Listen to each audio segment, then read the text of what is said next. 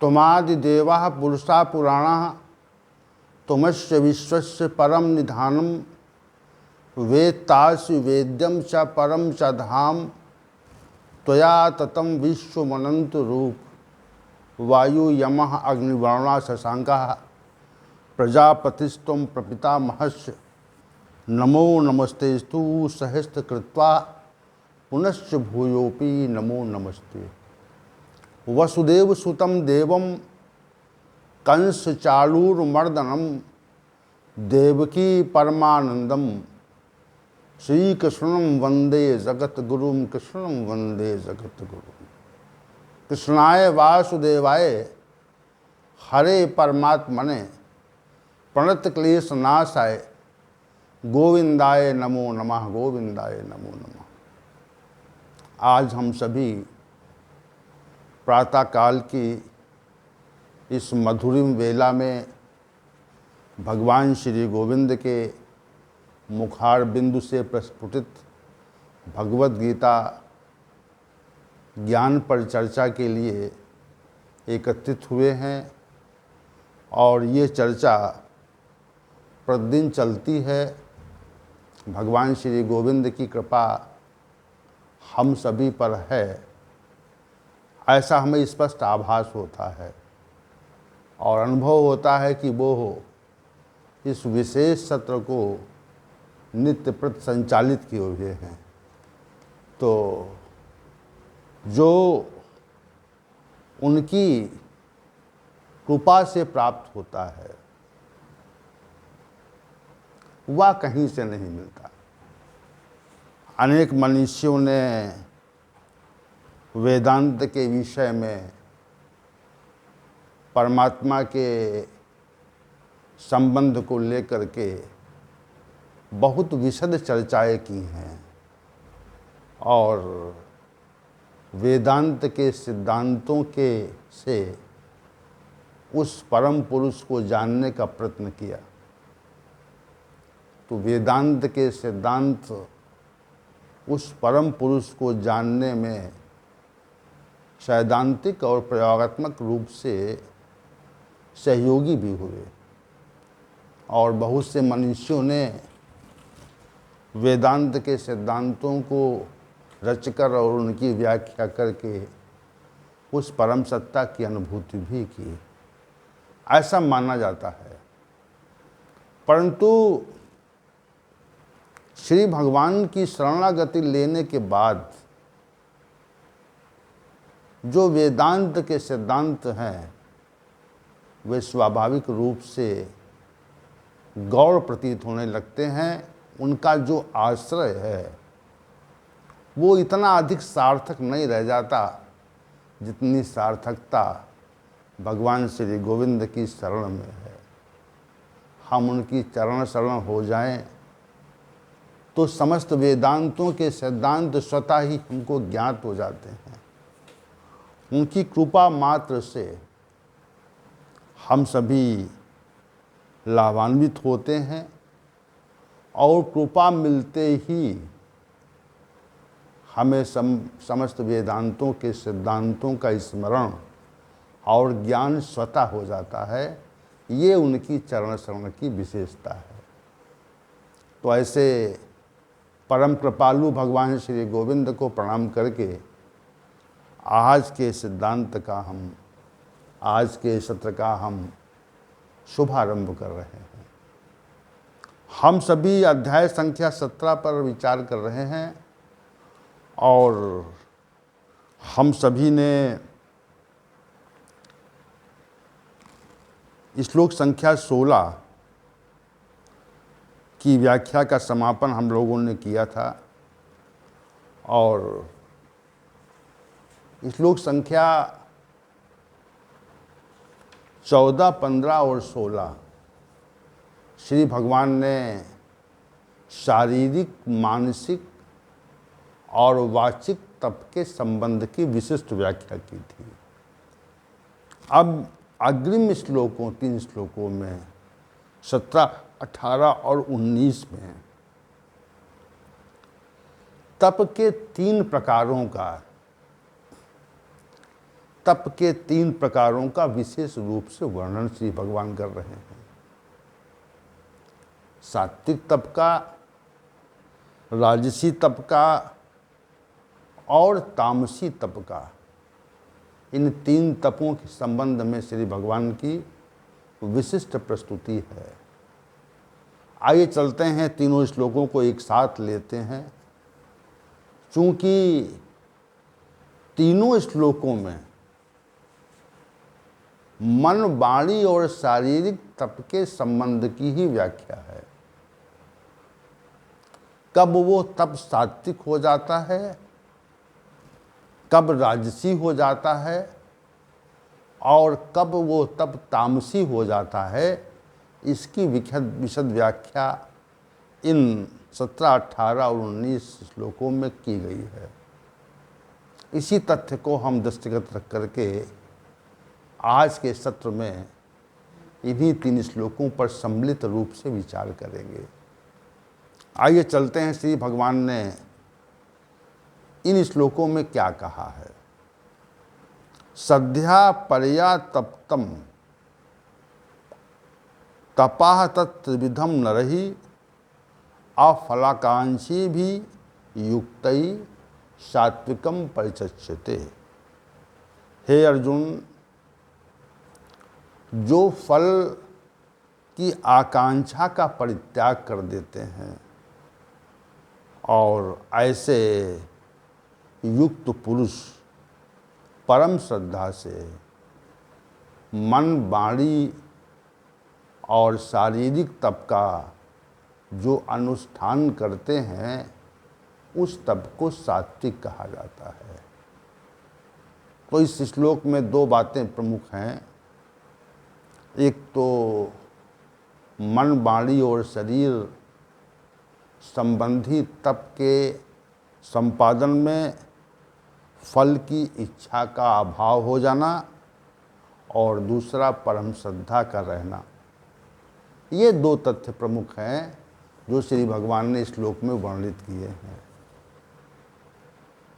तो 3 प्रकार के जो तप हैं, जिसमें 19 तथ्यों का वर्णन किया गया था, उन 19 तथ्यों के वर्णन में हम यदि फल की इच्छा का परित्याग कर दें और परम श्रद्धा से उन तपों का अनुष्ठान या संपादन करें, तो हम निश्चित रूप से सात्विक तप के भागी होते हैं। ऐसा श्री भगवान का कथन है।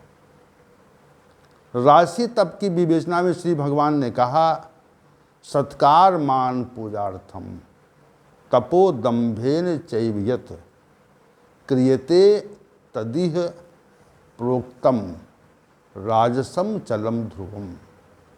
हे अर्जुन, जो तप सत्कार, मान और पूजा के निमित्त अथवा अन्य किसी प्रकार के स्वयं सिद्धि के लिए किया जाता है या पाखंड से किया जाता है, वह अनिश्चित परिणाम देने वाला है और इस प्रकार का जो तप है वह राजसी तप कहा जाता है। तो इसमें इस श्लोक में विशेष बात ये है कि राजसी तप की विशेषता ये है कि शारीरिक, मानसिक और वाचिक तप अगर सत्कार की भावना को लेकर किया जाए, मान की भावना को लेकर किया जाए और पूजा की भावना के लेकर किया जाए, या स्वयं किसी अन्य स्वार्थ की सिद्धि के लिए किया जाए या पाखंड से किया जाए। 5 तथ्य इसमें हैं।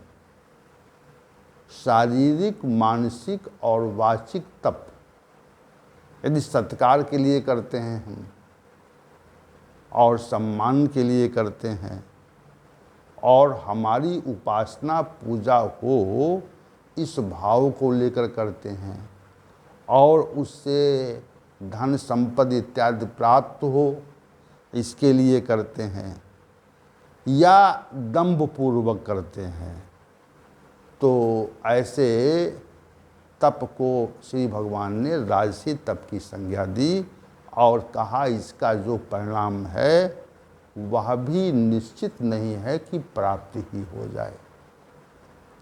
अब तीसरा जो तप है उस संबंध में, तामसी तप के संबंध में श्री भगवान ने कहा मूढ़ ग्राहेणात्मनो यत पीडया क्रियते तपः परस्य उत्साधनार्थम वा तत्तामस उदाहितम। हे अर्जुन, जो तप मूढ़तापूर्वक मूढ़ ग्राहेण आत्मना मन, वाणी और शरीर को पीड़ा के साथ परस्य उदसाधनार्थम दूसरों का अनिष्ट करने के लिए किया जाता है, उस तप को हम तामसी तप कहते हैं। इसमें श्री भगवान ने पहली बात ये कही कि जो तप मूढ़तापूर्वक किया, अज्ञान भाव से किया जाता है और मन, वाणी और शरीर को जिसमें पीड़ा मिलती है, दूसरी बात, और जिसमें ये भाव रहता है कि उस व्यक्ति की हानि कर दें, अनिष्ट कर दें, उत्साधनार्थम, तो ऐसे तप को हम तामसी तप कहते हैं। ये बात श्री भगवान ने यहाँ पर प्रकट की। तो तीनों प्रकार के तपों का विशिष्ट विलक्षण प्रस्तुति श्री भगवान के द्वारा की गई। अब इसको एक एक करके लेते हैं, एक एक करके इस पर विचार करते हैं, क्योंकि ये जो इस 6 श्लोक हैं, 6 श्लोक हैं, श्लोक संख्या 19, 18, 17, 16, 15 और 14, ये जो इस 6 श्लोक हैं, इन 6 श्लोकों में तप के संबंध का ही वर्णन है। तो हम फिर पुनः श्लोक संख्या 14 पर की ओर चलेंगे, क्योंकि शारीरिक तप और 15 वाचिक तप और 16 मानसिक तप, इन तीनों प्रकार के तपों के अनुष्ठान में भाव के परिवर्तन से तप के प्रकार में परिवर्तन हो जाता है, तप के प्रकार में परिवर्तन हो जाता है, ये निश्चित समझिएगा। तो हम श्री भगवान ने श्लोक संख्या 14 में ये कहा था, देव द्विज गुरु प्राज्ञ पूजनम शौच मार्जवम ब्रह्मचर्य अहिंसा चा शारीरम तपा उच्यते। जो देवताओं का पूजन है, ब्राह्मण का पूजन है, आचार्य का पूजन है, तत्वदर्शी महापुरुष का पूजन है, वह और शौच, सरलता, ब्रह्मचर्य, अहिंसा, ये शारीरिक तप कहे जाते हैं। तो इन तपों में जैसे देवता की उपासना है,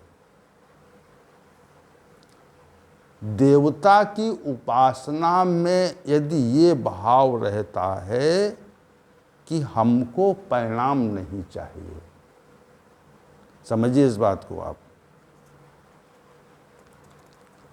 और देवता की उपासना में परम श्रद्धा भी रहती है, दो बातें हैं।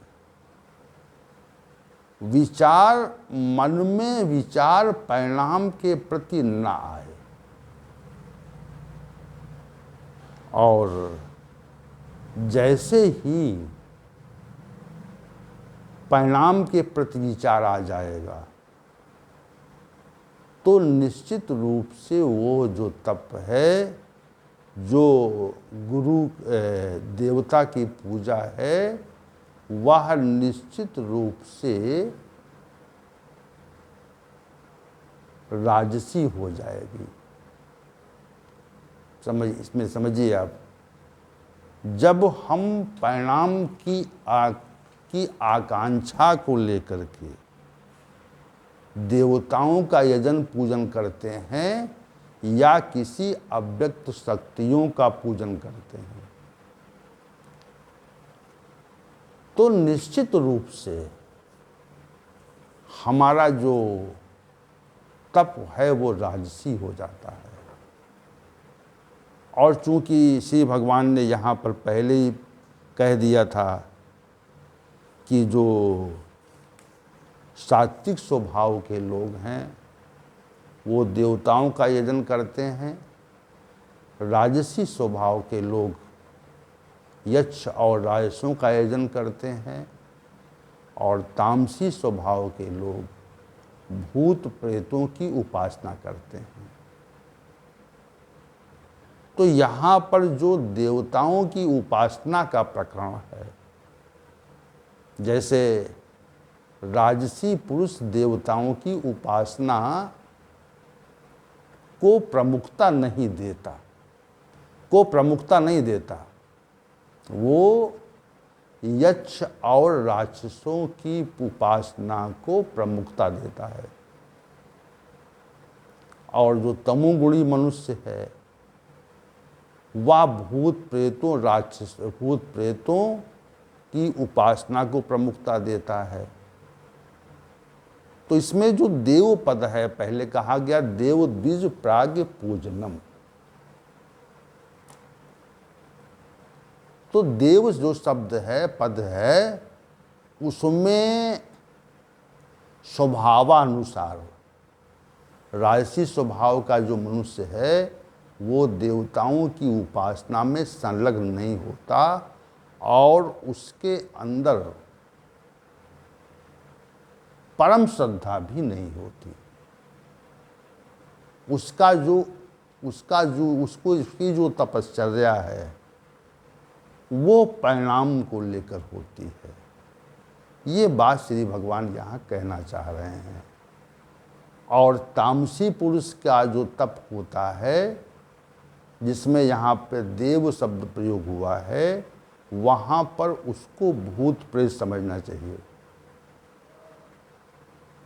और भूत प्रेत की उपासना दूसरों को कष्ट देने के लिए होती है। जैसे वर्तमान समय में बहुत से लोग ये कार्य ही करते हैं कि दूसरों के कष्ट दूर करते हैं, विज्ञापन करते हैं कि भाई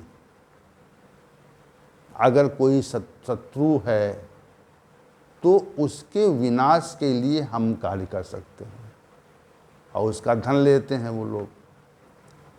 तो किसी के विनाश के लिए जो भी मानसिक, शारीरिक और वाचिक तप किया जाता है वह निश्चित रूप से तामसी हो जाता है। समझिए इस बात को आप। तामसी तप कैसे होता है? तामसी तप होगा परस्य उद्साधनार्थम, दूसरों के अनिष्ट के लिए जो तप किया जाएगा। इस तप से दूसरे का अनिष्ट हो जाए, दूसरे का बुरा हो जाए, दूसरे की मृत्यु हो जाए, शत्रु का किसी शत्रु का समापन हो जाए, इस भाव से जो तप है वह निश्चित रूप से तामसी तप कहा जाता है। तो देव द्विज गुरु प्राज्ञ पूजनम, तो देवताओं की तो बात हो गई। अब दूसरी जो बात यहाँ पर है, देव द्विज ब्राह्मण की उपासना। देखिए, ब्राह्मण शब्द को श्री भगवान ने समो दमस्तपा शांति आर्जवम एवचा ज्ञान विज्ञान आस्तिक्यम ब्रह्म कर्म स्वभावजम, इन गुणों से ब्राह्मण को परिभाषित किया था।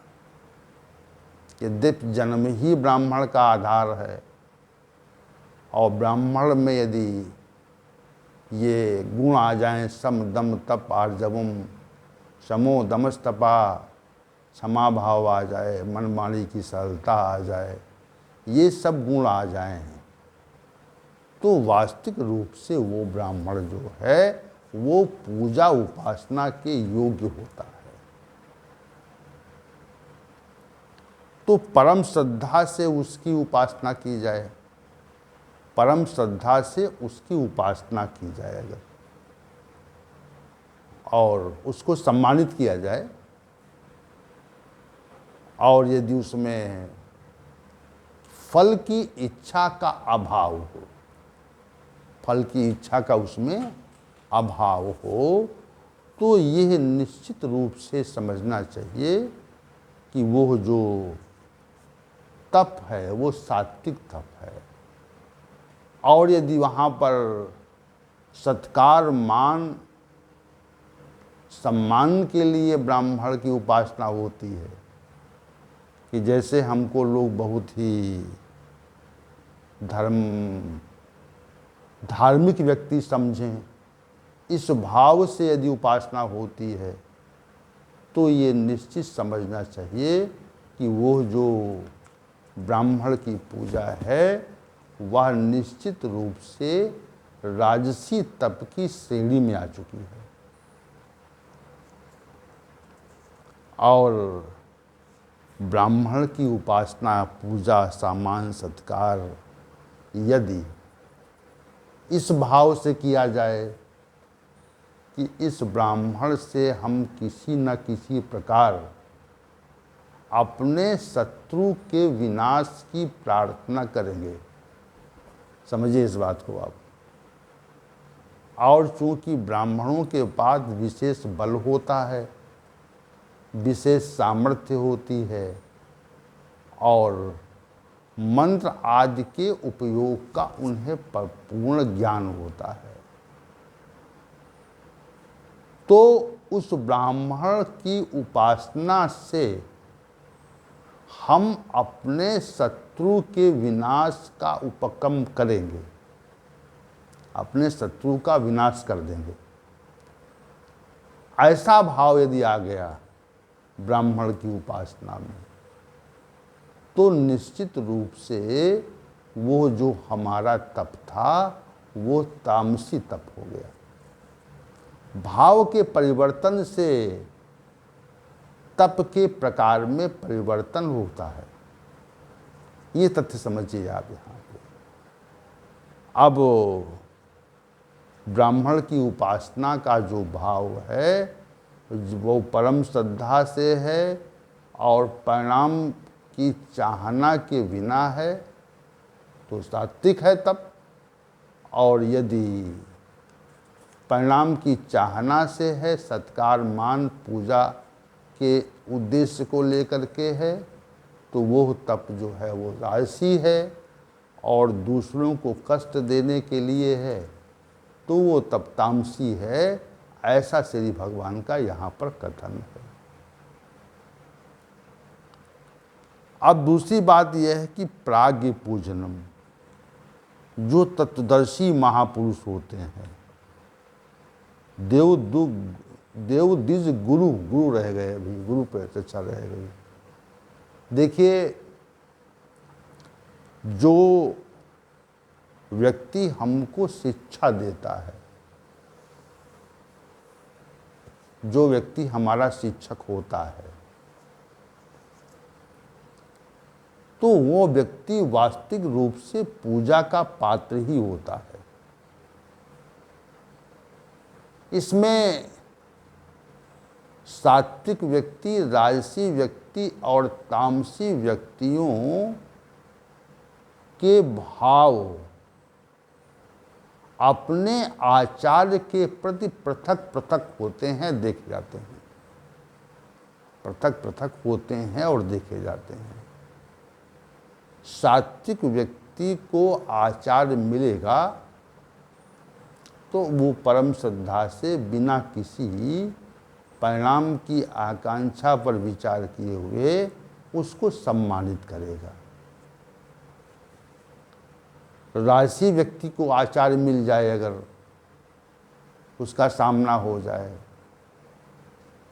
तो वो इस भाव से उसको सम्मान देगा कि लोग समाज में जाने कि हम आचार्य को सम्मान देते हैं। उसके साथ फोटो खिंचाएगा, विज्ञापन करेगा